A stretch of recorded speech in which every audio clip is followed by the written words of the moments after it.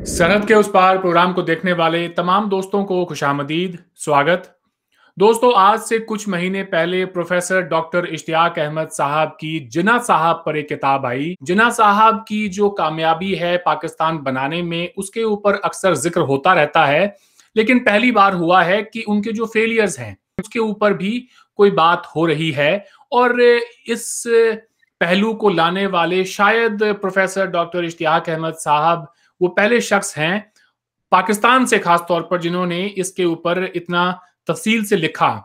Professor साहब की जो किताब है दोस्तों, वो आज मार्केट में अवेलेबल है। मैंने भी मंगवाई भारत से। Jinnah his successes, failures and role in history, ये किताब है जो कि तकरीबन 800 पन्नों पर मुश्तमिल है। बहुत ही डिटेल्ड अकाउंट है जिन्ना साहब की जिंदगी का, उस दौर में क्या कुछ हुआ, जिन्ना साहब की स्पीचेस, हर एक बात का बहुत ही तफसीलन इसके अंदर ब्यौरा मौजूद है। प्रोफेसर साहब, आपका प्रोग्राम में खैर मकदम है। बहुत बहुत शुक्रिया। बड़ी देर के बाद अब दोबारा आपसे गुफ्तगू हो रही है, तो I am looking forward to our discussion today. Professor Ayesha Jalal ने उनसे जब ये पूछा गया कि इश्तियाक अहमद साहब ने एक किताब लिखी है, वो नाम आते ही उन्होंने फौरी तौर पर कहा कि इश्तियाक अहमद तो एक पॉलिटिकल साइंटिस्ट हैं, वो कोई हिस्टोरियन नहीं है, तो मैं उन्हें बिल्कुल भी एंटरटेन नहीं करूंगी। इसका मतलब ये है कि आपने जो ये 800 पन्नों पर मुश्तमिल भारी किताब लिखी है, इस किताब को एक तरह से उन्होंने रिजेक्ट कर दिया है। आपका क्या रिस्पॉन्स है जब उन्होंने ये बात कही? बहुत बहुत शुक्रिया अरविंद। बड़ी देर के बाद दोबारा अब हम गुफ्तगू कर रहे हैं, और आयशा जलाल का ये जो इंटरव्यू शहजाद गियास ने किया है, ये मैंने भी देखा है। तो उसमें जो कहा गया है कि मैं हिस्टोरियन नहीं हूं, लिहाजा मैं तो पॉलिटिकल साइंटिस्ट हूं, इस पे मुझे एक शेर याद आया जो क्लासिक है और यहां पे बड़ा फिट बैठता है। जाहिदे तंग नजर ने मुझे काफिर जाना, जाहिदे तंग नजर ने मुझे काफिर जाना, the narrow minded priest considers me an infidel, और काफिर ये समझता है मुसलमान हूं मैं। बहुत खूब, बहुत खूब। यानी मजे की बात यह है, आयरनी आप कह सकते हैं, कि ये once again naming him Shahzad Ghias और बाकी कई और इस तरह के जो ये प्रोग्राम करते हैं, उनको वो मुझे हमेशा हिस्टोरियन डिस्क्राइब कर रहे थे। और मैंने बार बार जाके उनसे करेक्शंस करवाई है कि यार, मैं पॉलिटिकल साइंटिस्ट हूं। जब मैं हिस्ट्री देखता हूं तो हिस्ट्री के फैक्ट्स के अलावा मुझे अपनी एक जो पॉलिटिकल थ्योरी पे और पॉलिटिकल साइंस पे अबूर है, that is what I bring on the table along with my study of history. That is why it adds a very different dimension of analysis. अब जो एक दो बातें की हैं आयशा जलाल ने, वो हैं तो एब्सर्ड, लेकिन ये मसलन हम देखें, उनके जो एक दो क्लेम है ना, let me put like this.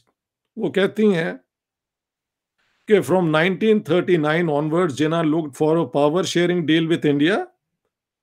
And second, Jinnah did not want partition, and it was the Congress which forced it upon him. अब इसका जो है ना, बात यह है कि आप हिस्टोरियन हो, पॉलिटिकल साइंटिस्ट हो, एंथ्रोपोलॉजिस्ट हो, फिजिसिस्ट हो, केमिस्ट हो, आप किसी किस्म के जो स्कॉलर हो, जो आपका मेन टॉपिक होता है ना, उसके लिए आपको एविडेंस प्रोवाइड करना होता है ताकि you provide the proof for your thesis. Evidence और प्रूफ में फर्क ये है कि proof is only established when you give credible evidence. समझ गए आप? और अब जब किताब का टाइटल हम देखें, Jinnah the sole spokesman, the Muslim League and the demand for Pakistan, ये है किताब का टाइटल। और एक और किताब है उनकी, self and sovereignty, individual and community, ये दो किताबें हैं, but basically the sole spokesman is the main book, जिसमें what she concludes is the two things I have mentioned, कि Jinnah wanted a power sharing deal within India, and she says from 1939 onwards. I'm quoting her. And then she goes on to say Jinnah did not want partition, and it was the Congress which forced it upon him. Good. I think that's a fair proposition. Then you have to demonstrate the veracity, the validity, and you have of your thesis by giving us the evidence which will establish proof of your thesis. Where is it? हम यही तो कह रहे हैं. बात यह है कि ये दोनों चीजों के लिए जो आयशा जलाल ने किया है, वो मेरे ख्याल से स्कॉलरशिप के अंदर एक बहुत बड़ा स्कैंडल है, जिसका हमेशा तक जिक्र होगा, क्योंकि मैंने वो स्कैंडल एक्सपोज कर दिया है. This is my question to Ayesha Jalal. Have you in your book the sole spokesman, the Muslim League and the demand for Pakistan, or in Self and Sovereignty, Individual and Community, quoted or referred to any speech, statement, or message of Jinnah to provide evidence which could establish proof of your two truth claims? यानी truth claims तो ये है ना कि 1939 onwards Jinnah looked for a power sharing deal within India. Second, Jinnah did not want partition and Congress forced it upon him. My study of your book, Ayesha जलाल, मैंने आपकी सारी किताब पढ़ी, कई दफा पढ़ी, और मैंने उसके अंदर आर्ग्यू किया है अपनी किताब के अंदर कि 22 मार्च 1940 को जो प्रेसिडेंशियल एड्रेस है मोहम्मद अली जिन्ना का लाहौर में, से लेकर 6 जून 1946 तक जिन्ना साहब की कंसिस्टेंट, रिलेंटलेस, अनफ्लिंचिंग पोजीशन यही है कि इंडिया की पार्टीशन होनी चाहिए.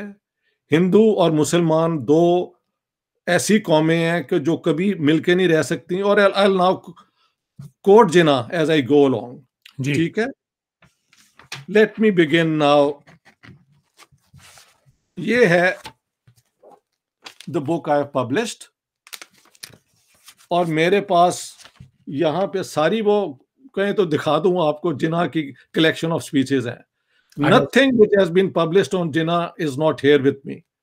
और मेरे पास ट्रांसफर ऑफ पावर्स के पूरे 12 वॉल्यूम्स जो ब्रिटिश ने किए हैं ना, वो भी मौजूद हैं.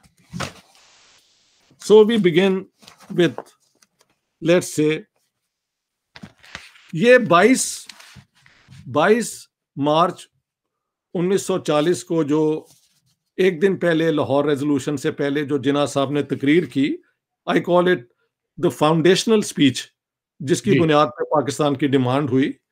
उसमें कई जगह पे उन्होंने इसका जिक्र किया है, but let me read out from here. Separate national states. It is extremely difficult to appreciate why our Hindu friends fail to understand the real nature of Islam and Hinduism. They are not religions in the strict sense of the word, but are in fact different and distinct social orders. And it is a dream that the Hindus and Muslims can ever evolve a common nationality. And this misconception of one Indian nation has gone far beyond the limits and is the cause of more of our troubles, and will lead India to destruction if we fail to revise our notions in time. The Hindus and Muslims belong to two different religions, philosophies, social customs, and literatures. They neither intermarry nor interdine together. And indeed, they belong to two different civilizations, which are based mainly on conflicting ideas and conceptions. and so on. Let me then shorten it.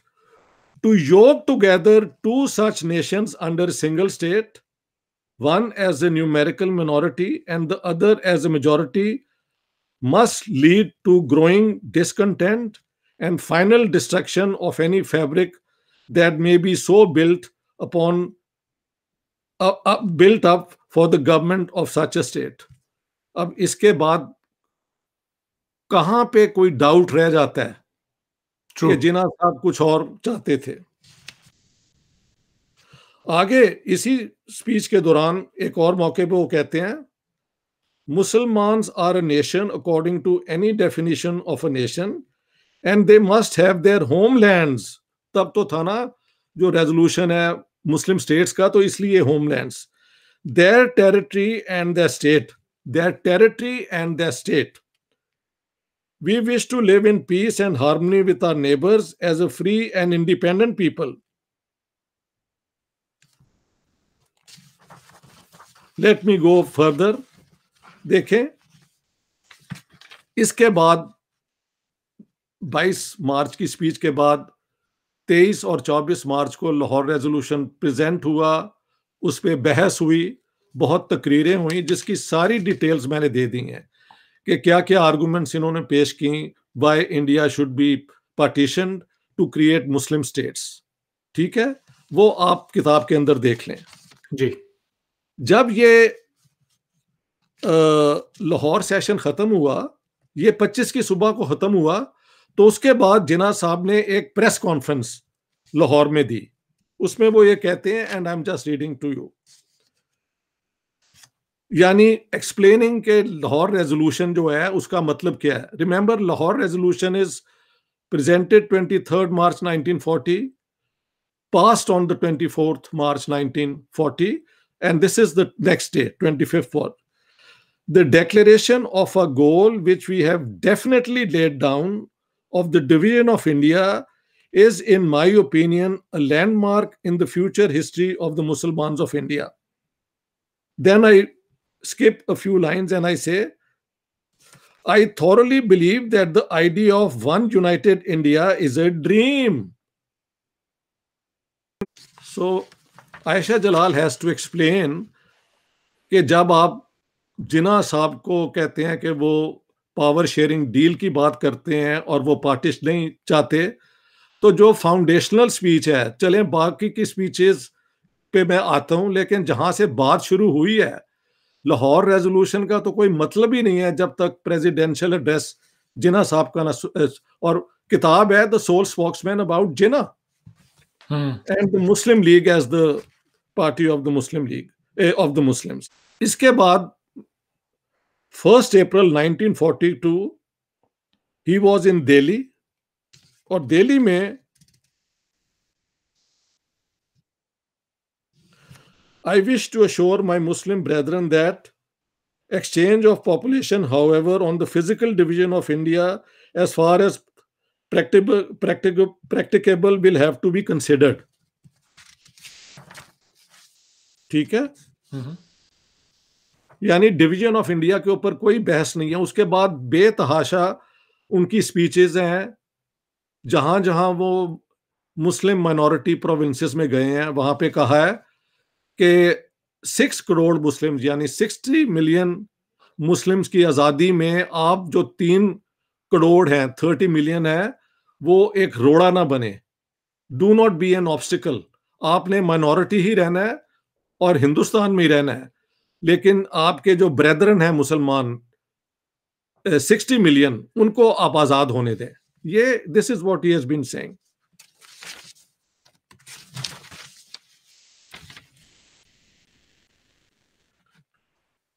फिर I would like to quote him again. हुआ ये था कि second world war के बाद जब कांग्रेस ने कहा कि हमें पहले आज़ाद करें और नेशनल गवर्नमेंट बने, तब हम आपका साथ दे सकेंगे, तो जाहिर है कि इंडिया को छोड़ना और या ट्रांसफर करना पावर, उसका British did not want to do it, क्योंकि यहां से उनकी आर्मी रिक्रूट होती थी, तो it was too drastic a demand. और मैंने उसके बाद गावर रिजवी को कोट किया है, बाकी लोगों को कोट किया है, वेयर लिलिथ गो सेज कि अगर जिना हमारी सपोर्ट ना करते तो हो सकता है कांग्रेस और ये अगर हाथ मिला लेते तो हमें हिंदुस्तान को छोड़ना पड़ता। I mean all this is in the book, but I won't. यहां पे वो कह रहे हैं, देखो 1940 में ब्रिटिश गवर्नमेंट ने एक ऑफर की थी कि जब हम at the end of war तो ट्रांसफर ऑफ पावर होगी। They were extremely clever, not saying कि किस फॉर्म में होगी। Dominion status let's say they wanted, और उसमें माइनॉरिटीज के जो इंटरेस्ट है उनको फोरसेक नहीं किया जाएगा। ये नहीं कहा जिस तरह के जिन्ना साहब चाहते थे कि राइट ऑफ सेल्फ डिटर्मिनेशन होगा। तो इसलिए जिन्ना साहब कह रहे हैं यहां पे on the 3rd of September 1940 when he met Lithgow, this is what he says: if the British government courageously give India's 90 million Muslims immediate promise that after the war it will support division of India into two states, Muslim and Hindus, Muslims to the man will sacrifice everything for the prosecution of this war. In two zones, northwest and east, there live most Muslims. Let's have those as independent Muslim states. Hindus can have the rest. ये this is जो थी ना अगस्त offer British की, उसको जवाब है जिन्ना साहब का। फिर 1941 23 फरवरी को न्यू दिल्ली में जिन्ना साहब की स्पीच है to the Muslim League council. वो ये कहते हैं, it is now definite that the Lahore resolution of the League for the creation of independent states for those zones in which Muslims were in the majority and which are Muslim homelands is the only solution in the interests of all concerned. Any concessions or surrender of the fundamentals underlying the Lahore resolution on the part of the British government would never be accepted by us. I want Mr. Gandhi, Lord Linlithgow, Mr. Emery, and Mr. Churchill to ponder over our resolution, which we are passing today deliberately and solemnly. So far as we are concerned, there is no going back on it. ये है after the resolution 23rd February 1941 को। इसे कहते हैं follow up speeches।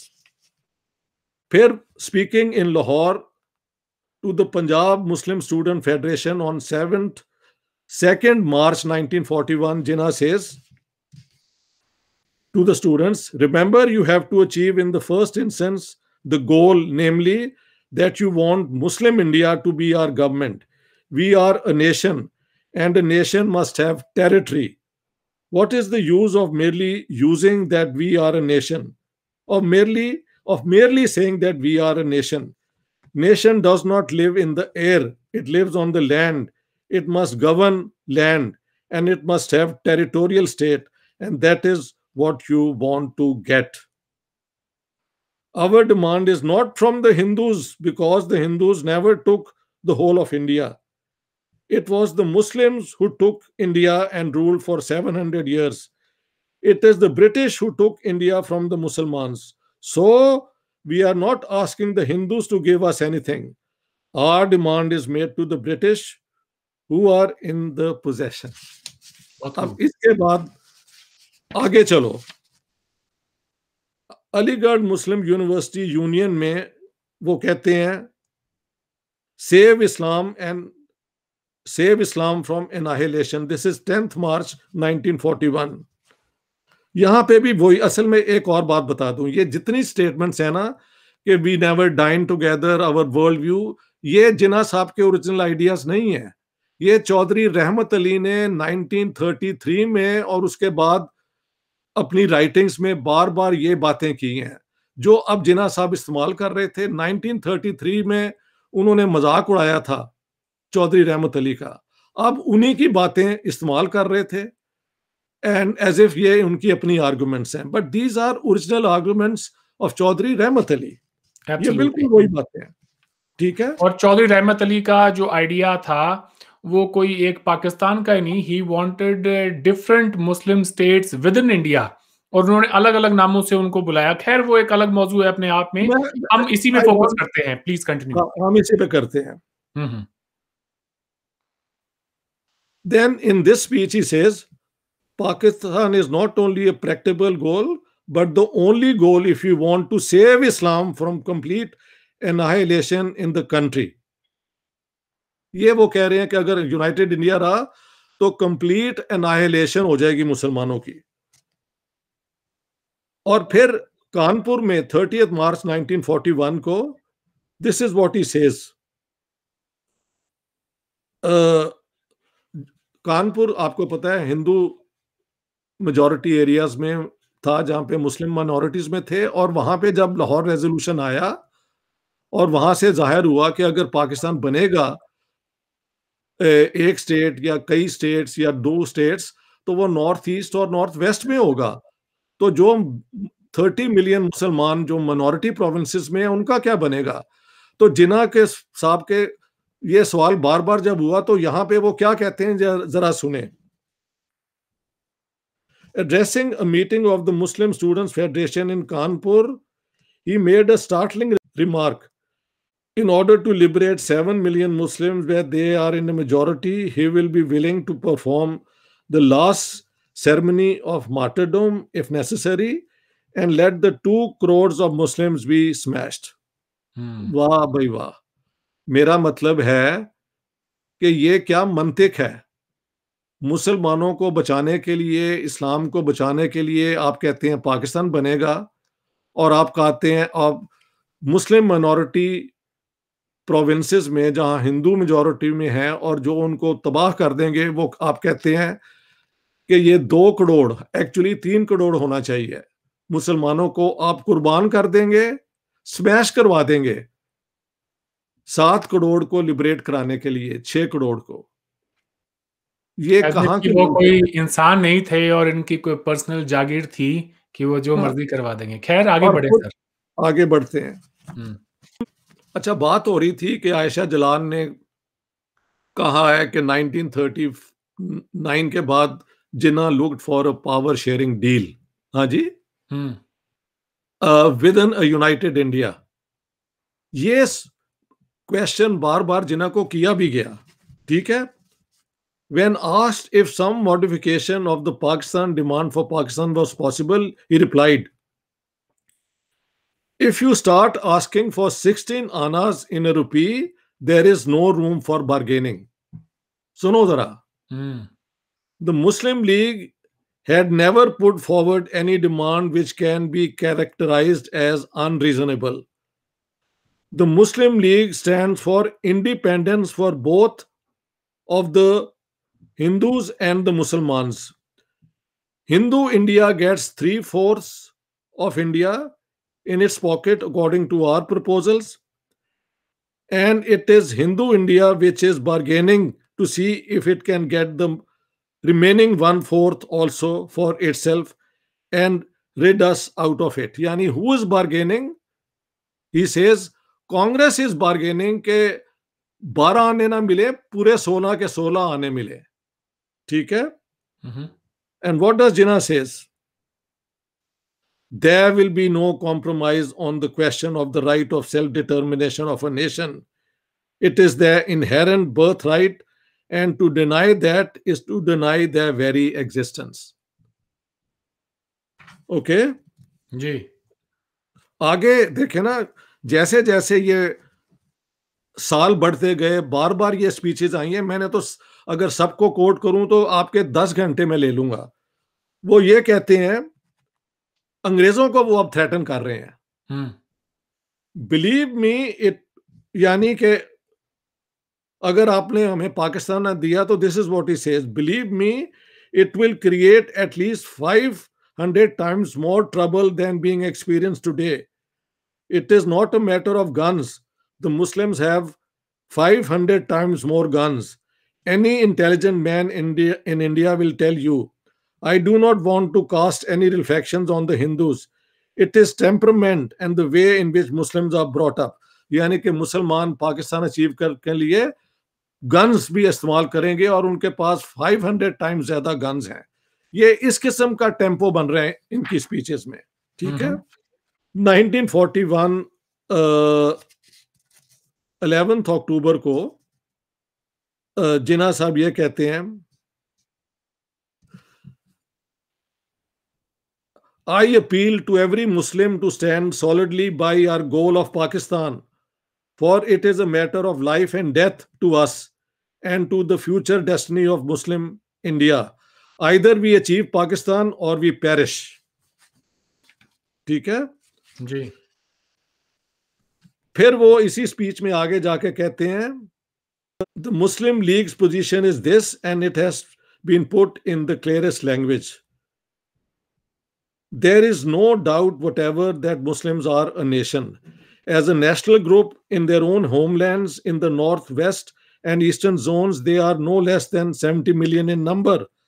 Our proposal is that in these zones, we want our independent states, and we cannot agree to any constitution on the basis of democratic central government. Power sharing deal पे फिर उनको पूछा गया. यहां पे वो फिर कहते हैं 24 अप्रैल 1943 Delhi session 30th session of the Muslim league. वहां पे स्पीचेस के कई हैं, गांधी पे अटैक है, सारा कुछ है.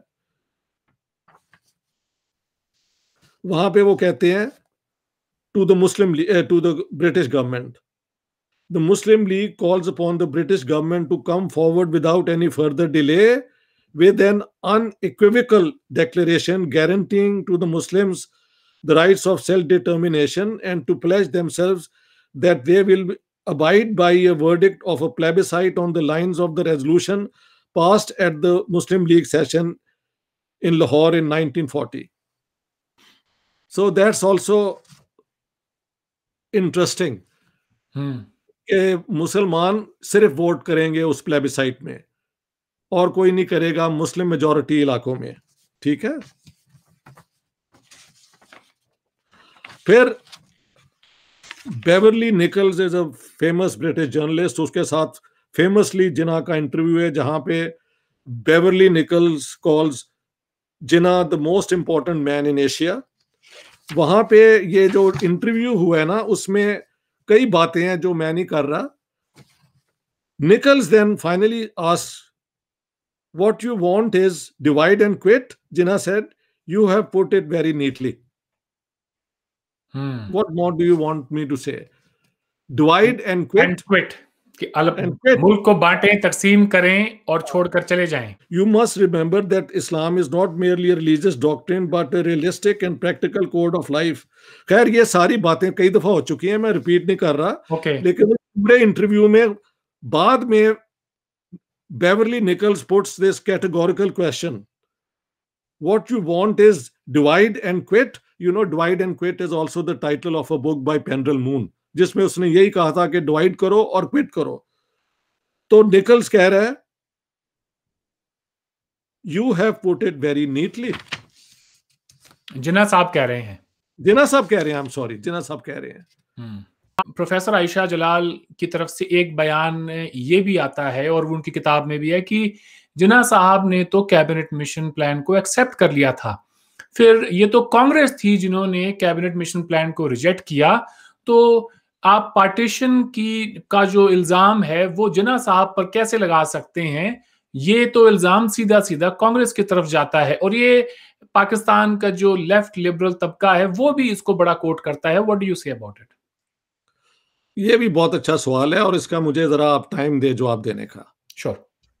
देखें, cabinet mission plan came to India, उसमें 3 कैबिनेट मिनिस्टर्स थे और उनके साथ कई और भी आए हुए थे उनके एड्स. जो होता है कि 3 मेन होते हैं, 7 लोग जाके बातें भी बाकियों से करते हैं और फिर रिपोर्ट करते हैं. So it was a whole setup.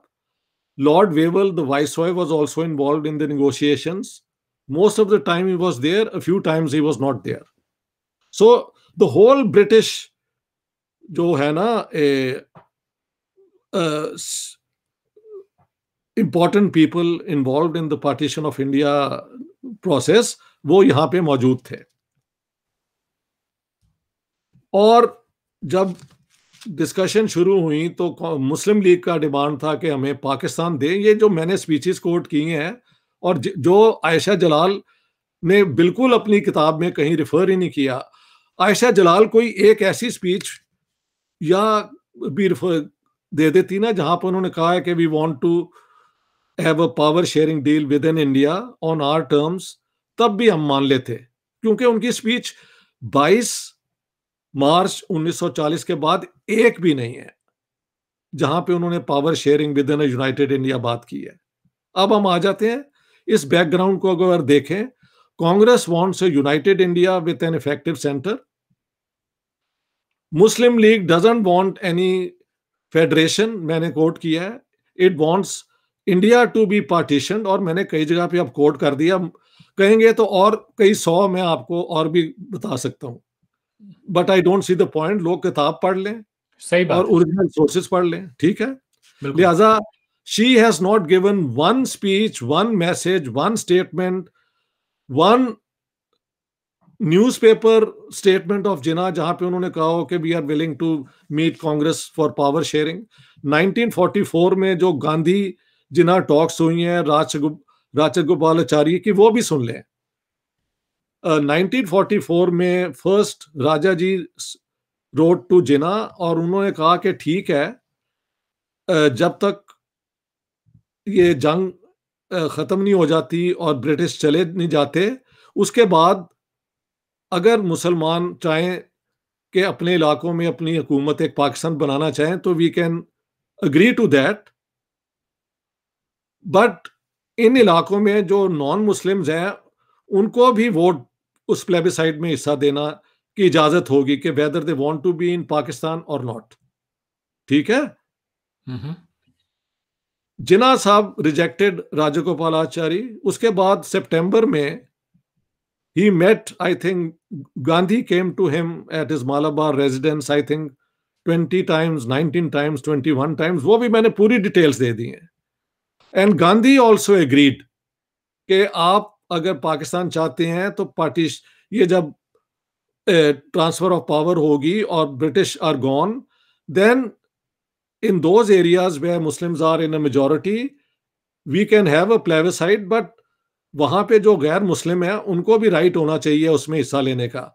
Jinnah says no, only Muslims will get the right to take part in the plebiscite. ये कैसा प्लेबिसाइट है यार कि आप एक ही ऑफर दे रहे हैं और हिंदू और सिखों को आप कोई चॉइस नहीं दे रहे, आप सारे हिंदुस्तान को तो तकसीम करवाना चाहते हैं, हालांकि एक माइनॉरिटी है। और अपने इलाकों में जो माइनॉरिटीज हैं वो अगर अलग होना चाहती हैं तो उनको रिफ्यूज करते हैं। और एक और बात बता दूं, इसके बाद लॉर्ड वेवल ने लिखा है आखिर में जाके, हालांकि ही वॉज वेरी प्रो जिना, वो कहते हैं कि जिना ने ये ऑफर जो थी रिफ्यूज करके पूरी ये सारी हिंदुस्तान में ये जो बाद में ट्रबल्स हुए हैं, किलिंग्स हुई हैं, वही हुआ अल्टीमेट में उसे वही पाकिस्तान मिला जो 44 में कांग्रेस एग्री कर रही थी और वेवल सपोर्टेड दैट आइडिया। तो who is responsible for the blood shed? मैंने तो एक चीज नहीं ना छोड़ी और आयशा जलाल ने किसी का जिक्र ही नहीं किया। Now come to let's come to the cabinet mission plan.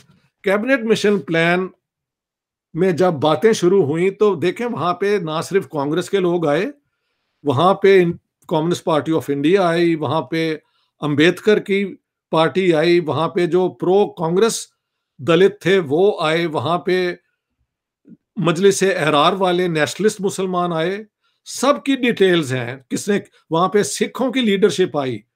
So the delegation talk to all sorts of people और हर एक का क्या पोजीशन थी कैबिनेट मिशन प्लान पे मैंने दे दी है। जिना साहब was not willing to compromise and he wanted the partition of India and that the northeastern and northwestern portions जहां मुस्लिम मेजॉरिटी में है without the right to the minorities to vote in that be given to Pakistan, यानी whole of Bengal and whole of Punjab. ये इनकी insistence थी, ठीक है। अब प्रॉब्लम ये है कि एक ऐसा पाकिस्तान बने, ये 46 क्या, वी आर नाउ इनटू 46, जिसके दो विंग्स होंगे, ईस्टर्न पाकिस्तान और वेस्टर्न पाकिस्तान, और उसके रिसोर्सेज भी लिमिटेड होंगे, कोई है नहीं तरीका कि ये स्टेट वाकई एक वायबल नेशनल स्टेट बन सके। तो on the 4th of April Jinnah was issued a well threat, और वो ये है, I will quote, the delegation told mister Jinnah if Mr. Jinnah could not convince the delegation of the defensibility of Pakistan, he was rather driving the mission into the solution of handing over authority to a united India. And by that they mean United India means Congress. उस मौके पे तो जिन्ना साहब after all politician थे, कहा कि अगर मैं नहीं कन्विंस कर सकता तो कोई नहीं, ये है वो है। लेकिन अगले दिन ही जाके जितने मैंने फिर मैं यार I can't exhaust myself, बार बार उन्होंने कहा है कि हम जंग करवा देंगे, मुसलमान ये कर देंगे, हम पाकिस्तान चाहते हैं, और कौन होते हैं अंग्रेज जो हमें डिनाई करें, और कौन है ये हिंदू, और ये और वो, all this is in the book. Cabinet mission plan ने रिफ्यूज कर दिया था, रिजेक्ट कर दिया था पाकिस्तान को, लेकिन उसकी दो प्रोविजंस थी। ये यहां पे भी Ayesha Jalal is totally suppressing the facts. उसमें जो था कि पाकिस्तान इज नॉट पॉसिबल, क्योंकि जो पाकिस्तान की स्कीम बन रही थी उसमें हिंदू नॉन मुस्लिम पोर्शन इतने ज्यादा थे कि वो वायबल ही नहीं थे। वो मुस्लिम इलाके ही वो कहते थे how can you have such a Pakistan, लिहाजा पाकिस्तान इज नॉट पॉसिबल। उन्होंने 3 ग्रुप बना दिए, A, B and C. A was Hindu majority provinces, B and C were the Muslim majority provinces of northwestern and northeastern India. अब बात यह है कि ये इस किस्म की स्कीम जो बनी, तो वो स्कीम एक्चुअली मुस्लिम लीग को सपोर्ट करती है ना, ये ग्रुपिंग जो है।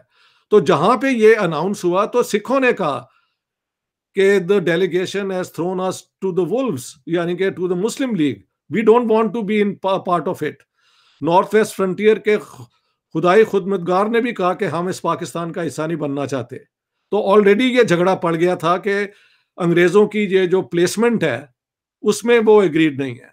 लेकिन एक बात ये है, दूसरी बात कैबिनेट मिशन प्लान में ये थी कि हर 10 साल के बाद ये 3 ग्रुप्स या इंडिविजुअल प्रोविंसेस कैन रिकंसिडर कि वो ये इंडियन यूनियन में रहना चाहते हैं या नहीं। सेंटर को जो उन्होंने पावर दी उसे मैं कहता हूं इमेस्कुलेटेड सेंटर, यानी कि उसके पास सिर्फ डिफेंस, फॉरेन अफेयर्स और कम्युनिकेशन शायद थी, and right to raise taxes just for these 3 services. अरे इतना बड़ा हिंदुस्तान, उसकी कोई सेंट्रल गवर्नमेंट नहीं, उसकी कोई सेंट्रल पॉलिसी नहीं, उसकी डेवलपमेंट पॉलिसी कोई नहीं, वो सारे हिंदुस्तान को इंटीग्रेट करके as a national state develop नहीं कर सकता। How can it last even a single day? और उसका बेस्ट प्रूफ तो है कि जब पाकिस्तान बन गया तो पाकिस्तान में तो आज तक कोई फेडरेशन ही नहीं बन सकी। जिन्ना साहब ने इतनी सेंट्रलाइज गवर्नमेंट बनाई, और वहां मैंने आर्ग्यू किया कि इन अ वे दैट इज इनएविटेबल, जब मॉडर्न स्टेट्स बनती हैं तो सबसे पहले सेंट्रल गवर्नमेंट को इन अ फेडरेशन अपनी अथॉरिटी बनानी पड़ती है, और वहां पे फिर डिवीजन ऑफ पावर्स होती हैं कि ये बिलोंग्स टू द स्टेट्स या provinces and this belongs to the federal government.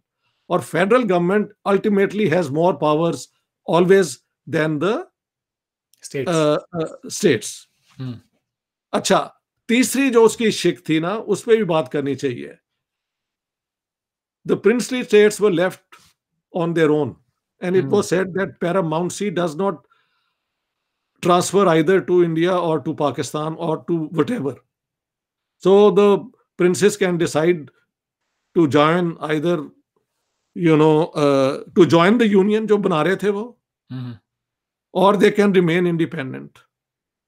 अब ये मैं कहता हूं, ये कहां एक ऐसी, देखे ना, let I give this example, let say Muslim league और कांग्रेस एग्री इस यूनियन को चलाने में, let's agree that Muslim League and Congress agree कि हम यूनिवर्सल एडल्ट फ्रेंचाइज की बुनियाद पे इलेक्शन करवाएंगे, तो प्रिंसली स्टेट्स पे तो ऑब्लिगेशन ही नहीं है कि वो ये एक्सेप्ट करें, true, because they surrender only their foreign affairs and defence, all internal जो उनकी ऑटोनॉमी थी, it belongs to the princess.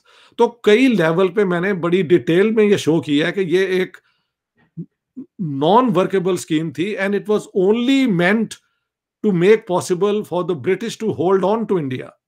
देखो, मेरे पास, मैंने बताया ना, ट्रांसफर ऑफ पावर्स के सारे वॉल्यूम्स हैं, और मैंने आयशा जलाल की किताब में देखा है, जिन्ना को तो उसने कहीं रिफर नहीं ना किया, लेकिन ट्रांसफर ऑफ पावर्स सारे वॉल्यूम्स हैं एक्सेप्ट द 7, उनको भी उसने सही इस्तेमाल नहीं किया, जहां पे बस उसको कहीं बात लगी वो की, बाकी सारा उसने मिस कर दिया है।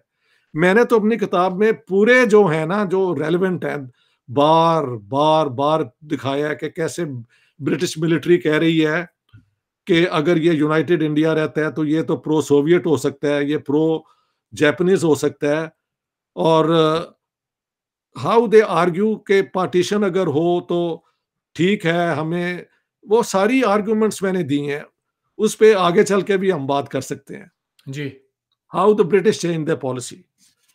अच्छा, द फाइनल थिंग, 6 जून को जब कैबिनेट, ये मुस्लिम लीग की काउंसिल हुई, तो वहां पे जिन्ना साहब ने कहा कि आज तक आप सारी मेरी बात मानते रहे हैं, आप ये भी मान लें हम विदन इसमें पाकिस्तान को एक्सेप्ट कर लिया गया, चलो कल नहीं बनेगा but we will work towards the creation of Pakistan.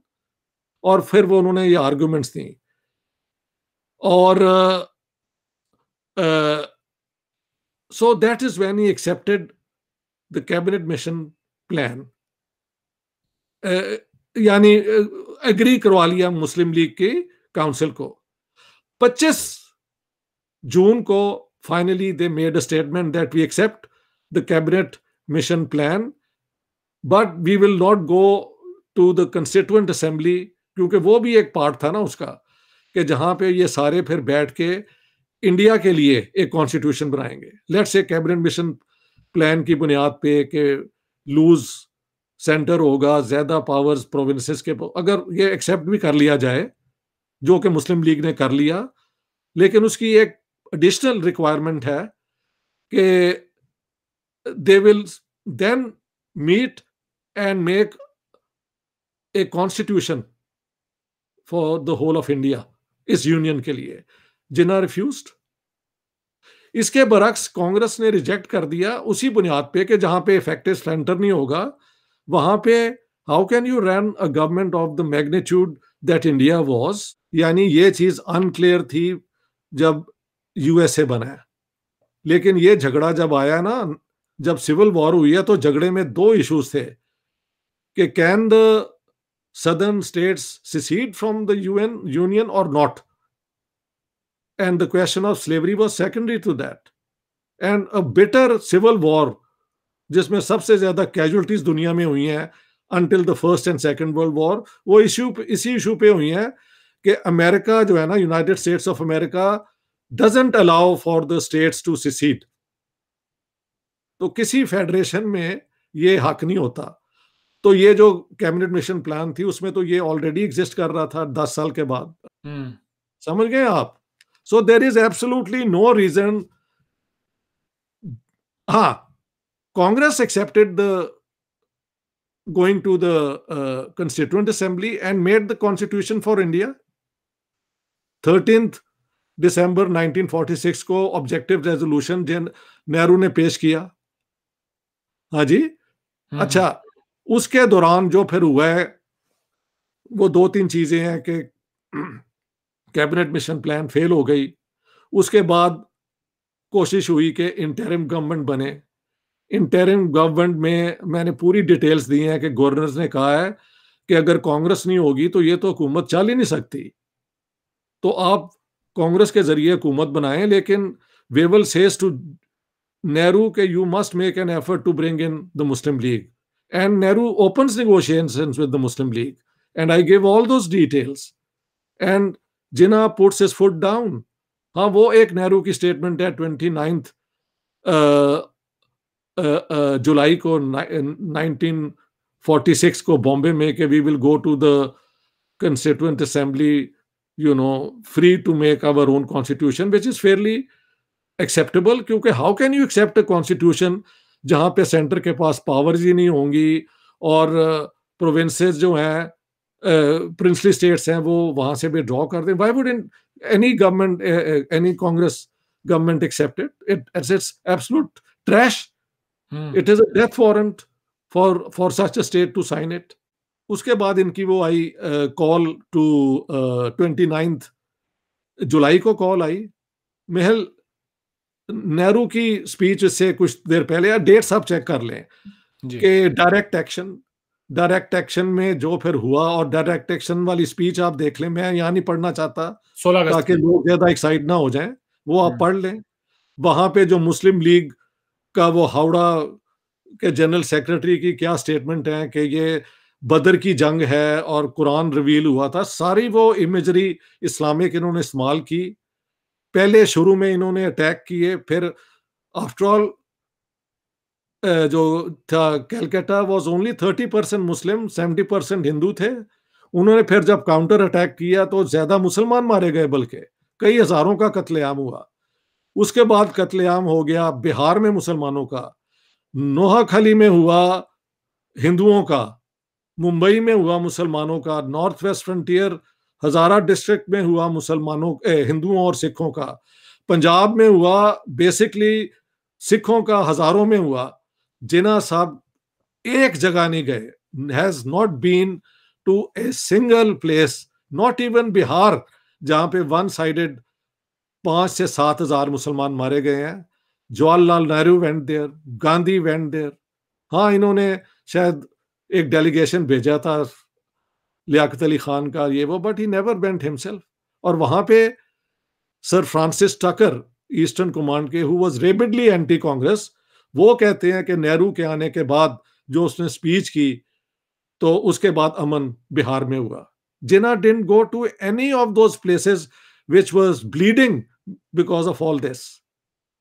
हाँ जी, तो और मैं आपसे क्या बात करूं, मैं आपके साथ कंटिन्यू कर सकता हूं. इसके बाद जितनी स्पीचेस है ना जिन्ना साहब की, ऑल द स्पीचेस वो यही हैं, we want Pakistan, we want Pakistan, and he got Pakistan finally. वो क्यों ब्रिटेन ने उसको वो पाकिस्तान दिया, जो कि 1944 में लॉर्ड वेवल ने बताया था कि यही मुमकिन है. You will not get the north, the Hindu Sikh majority districts of the Punjab और the Hindu majority districts of Bengal. और ये लॉर्ड वेवल की जो वो है ब्रेकडाउन स्टेटमेंट ऑफ 27 फरवरी 1945 एंड डिमार्केशन प्लान, एग्जैक्टली ये वही है जो रेडक्लिफ अवार्ड में पंजाब के बॉर्डर बने.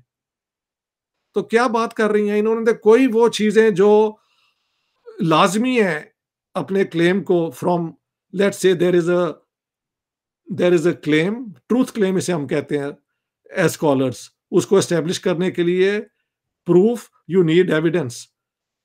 You provide no evidence and you make claims which are hollow, and I give all the evidence which contradicts you at every step.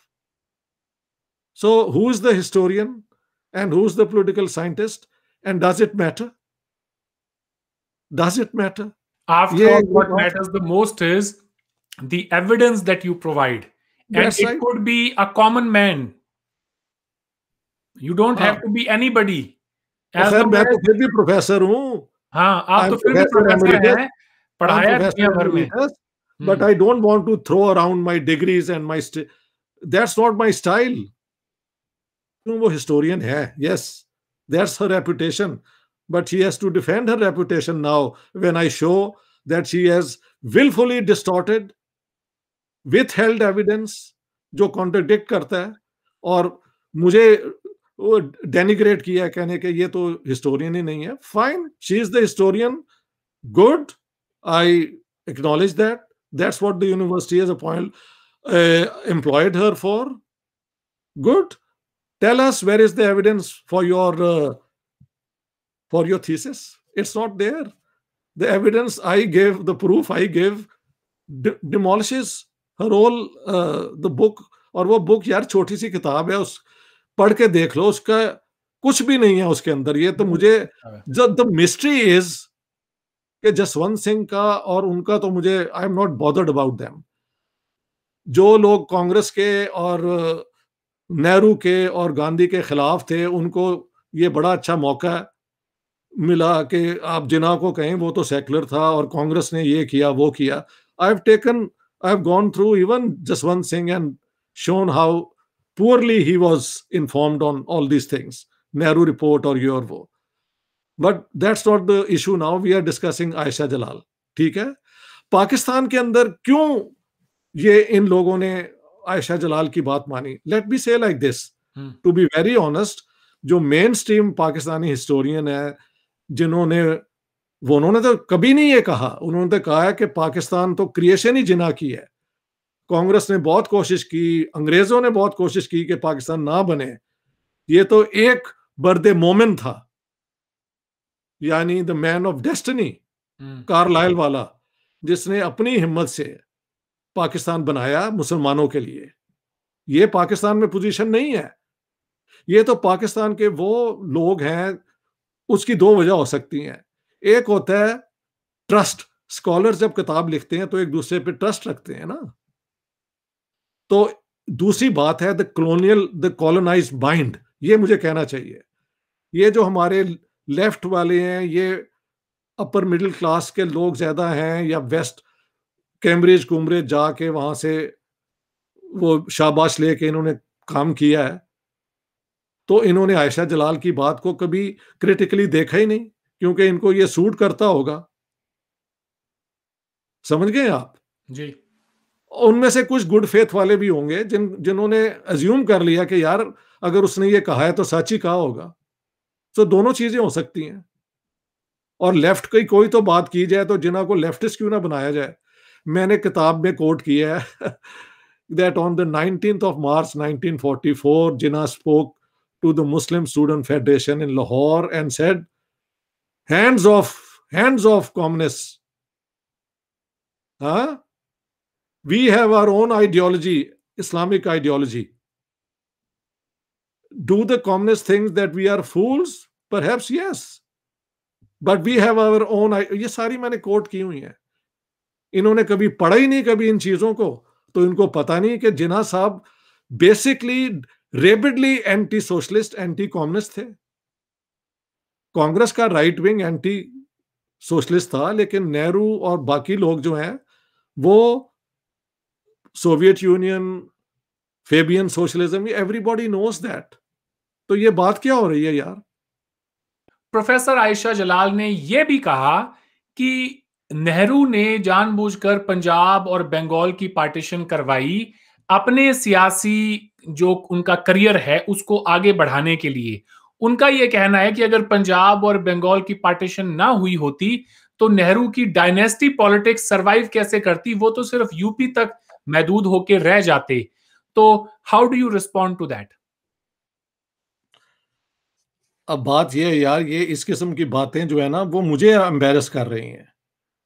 Late me begin first giving you the figures, how her calculations are wide of the mark, then we look at it point by point के हुआ कैसे था partition of Punjab और बंगाल की logic, chronological क्या है, उस पे बाद में आते हैं। Let's look at the figures.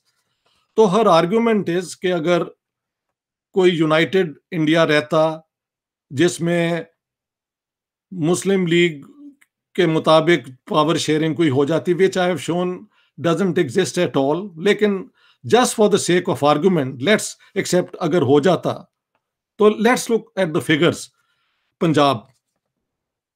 Punjab की पॉपुलेशन उस जमाने में थी 35 मिलियन प्लस, जिसमें मुसलमानों की परसेंटेज थी 57.1%। अगर हम सिर्फ ब्रिटिश पंजाब लें, अगर उसमें पंजाब की प्रिंसली स्टेट्स भी आ जाएं तो 52.3 हो जाती है। तो पंजाब के अंदर एक वेरी लार्ज मेजॉरिटी जो है हिंदू और सिखों की होनी थी। तो पूरा पंजाब तो कोई क्लेम ही नहीं ना कर सकता। पंजाब की अंदर कंपोजिशन, क्योंकि हिंदू मुस्लिम की बात पे ये बात हो रही है ना। दूसरा प्रोविंस आ जाता है बंगाल। बंगाल की पॉपुलेशन थी 84 मिलियन, और उसकी जरा फिगर्स देख लें। 52% जो उसकी पॉपुलेशन थी वो मुस्लिम थी, 48% जो थी वो हिंदू थी। तो इनके दो प्रोविंसेस के भी लार्ज चंक्स जो हैं वो, अगर रिलीजन की बुनियाद पे कहा जाए कि पंडित नेहरू वाज ए हिंदू, तो वो ही कुड हैव क्लेम्ड, वो इन्हें इन्हें कैसे मिल जाता। अब दूसरों को देखें, she has not even looked at the figures.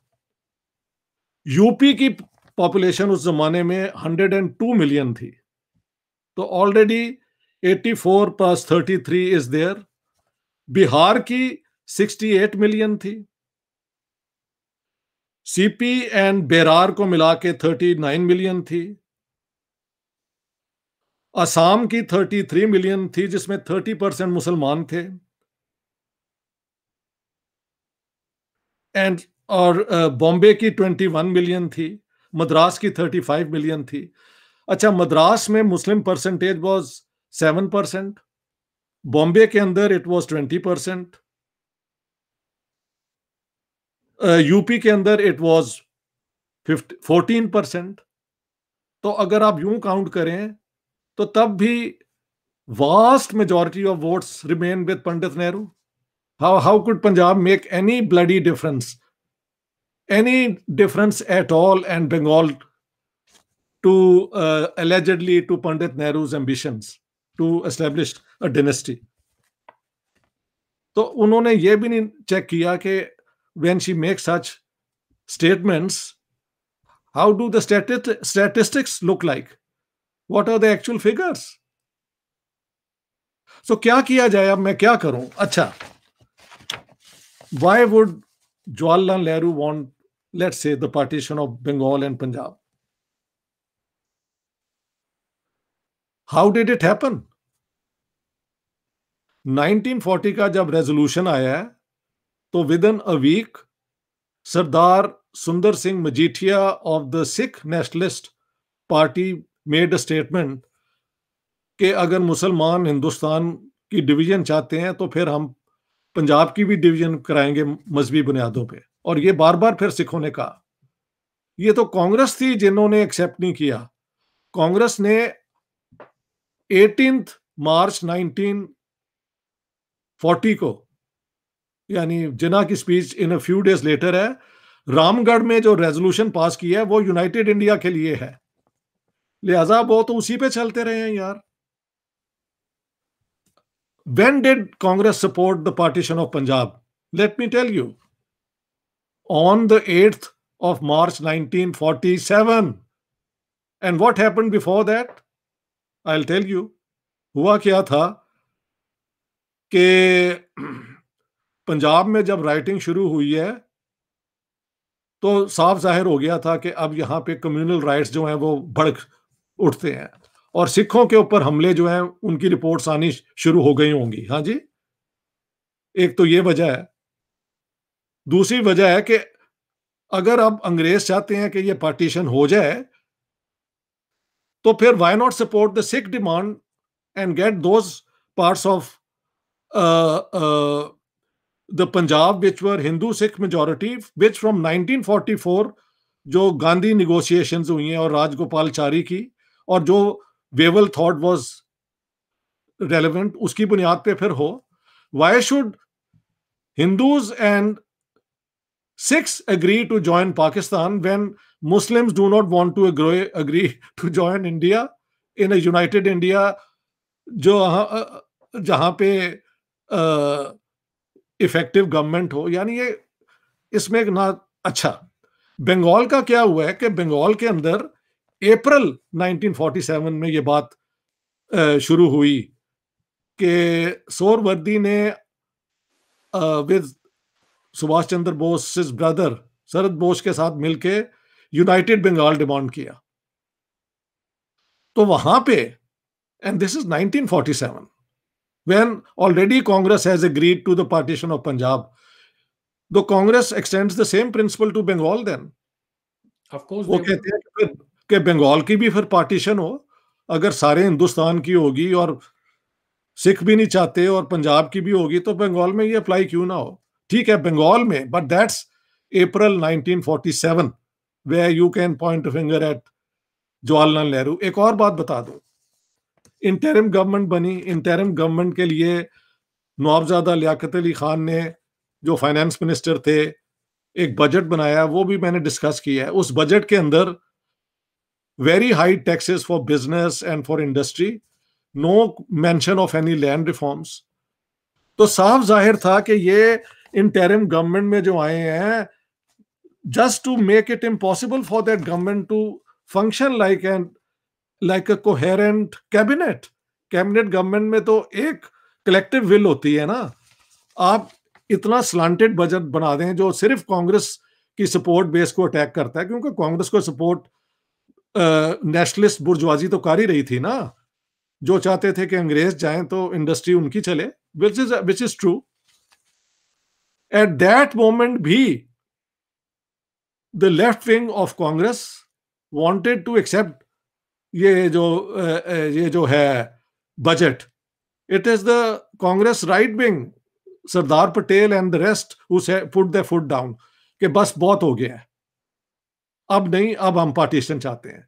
तो इंडिया की पार्टीशन अगर कांग्रेस पे ब्लेम करनी है तो मार्च 1947 एंड स्पेसिफिकली 8 मार्च 1947 से शुरू होती है, जब उन्होंने कांग्रेस की सिखों की डिमांड को सपोर्ट किया। Up until then they were trying to keep India united यार। और बात सुनो, आयशा जलाल से पूछो, अपने किसी और से पूछ ले, ये कहा नहीं गया पाकिस्तान बनने के बाद कि कांग्रेस की सारी लीडरशिप कहती है कि पाकिस्तान फेल हो जाए और ये वापस आ जाए। ये आम पाकिस्तान में लोग आपको बताएंगे the Congress conspired and Jinnah was saying this, I have coated him, कि ये नहीं चाहते कि पाकिस्तान कामयाब हो, ये चाहते हैं कि ये वापस दोबारा आ जाए। और कांग्रेस के चंद लीडर्स ने कहा कि ये पाकिस्तान तो चल ही नहीं सकता, तो वो तो वापस चाह रहे थे इनको आ जाए।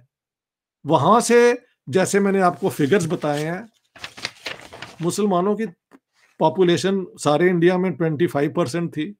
पंजाब में, जिसका वो जिक्र कर रही हैं, सिर्फ 57.1 और बंगाल में 52%। बाकी जो सबसे बड़ा प्रोविंस है वो तो यूपी है, 102 मिलियन। उसके बाद आता है बिहार, 68 मिलियन। और ये सारे अगर आप काउंट करें तो फिर भी जवाहरलाल नेहरू की constituency in terms of religious support overwhelming है। ये कोई आर्गुमेंट ही नहीं है। Actually for me this is an embarrassment to have come across this statement of hers. She seems to be completely out of touch even with the statistics. Census of 1941 को अगर वो देख के बात करती तो she could not have made such a irresponsible statement. I don't think I need to say anything more. हाँ, अगर सारे ये पाकिस्तान को मिल जाते तो बात वैसे ही खत्म हो जाती। इनको डिवाइड कराने का क्या फायदा हुआ? यही फायदा हुआ ना कि हिंदू मुस्लिम, हिंदू सिख जो हैं, जो नहीं जाना चाहते पाकिस्तान में, वो इंडिया के अंदर आ जाएं। प्रोफेसर आयशा जलाल को चाहिए कि अगर वो कोई रिबटल देना चाहें तो she needs to back her theory with a lot of evidence. आज आपने वक्त दिया, आपका बहुत बहुत शुक्रिया sir, thank you so much. My pleasure, thanks a lot, बहुत बहुत शुक्रिया आपका।